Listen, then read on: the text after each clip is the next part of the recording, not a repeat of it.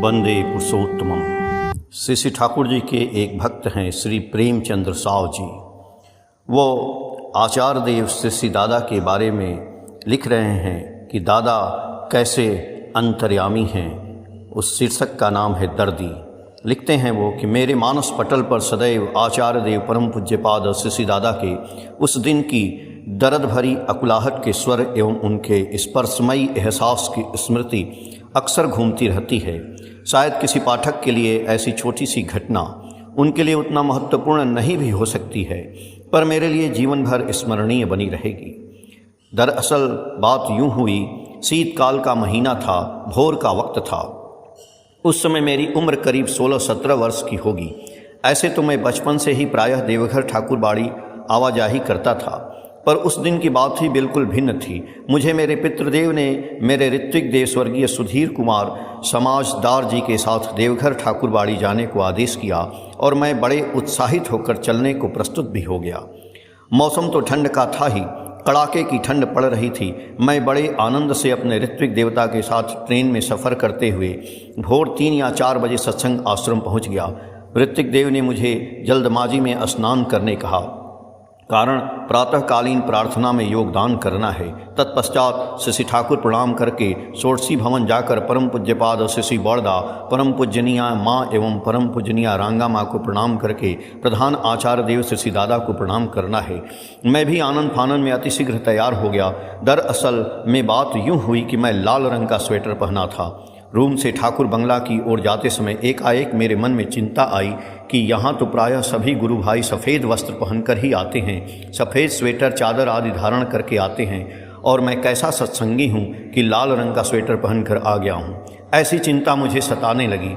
मुझे लाल स्वेटर पहनकर नहीं आना चाहिए था। ऐसा सोचना मानो बचपन मन का हठ ही समझा जाए और क्या। अंत में हाँ ना करते हुए निर्णय लिया कि मुझे लाल स्वेटर नहीं पहनना चाहिए, और वही हुआ। मैंने लाल स्वेटर को बदन से उतारकर सफ़ेद पायजामा और कुर्ता पहन लिया और अपने ऋत्विक देवता के साथ ठाकुर बंगला पहुंचकर प्रार्थना की।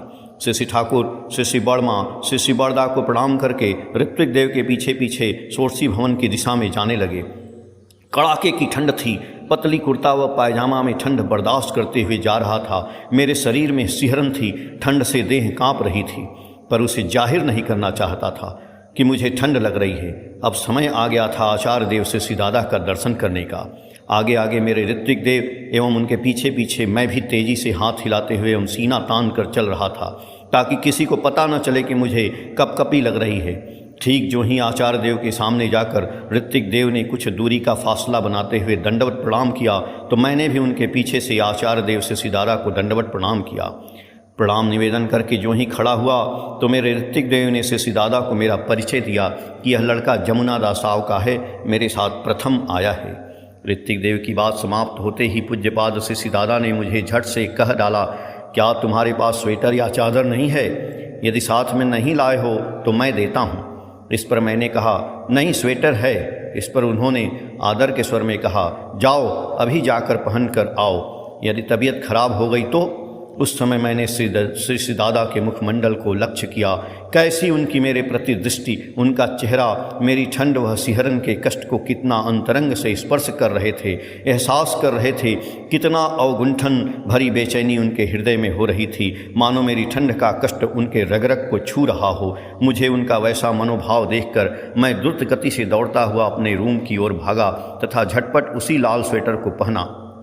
फिर उनके सानिध्य में जाने का साहस नहीं जुटा पा रहा था। रूम में बैठकर सोचने लगा कि यहाँ आश्रम में हजारों की भीड़ रहने के बावजूद मेरे स्वेटर नहीं पहनने से उन्हें कितना दर्द हुआ। ऐसे तो उनके लिए यह एक तुच्छ सी बात थी, फिर भी उन्हें मेरी ठंड का एहसास उनके मुखमंडल पर इतनी बेचैनी भरी तड़प ला सकता है।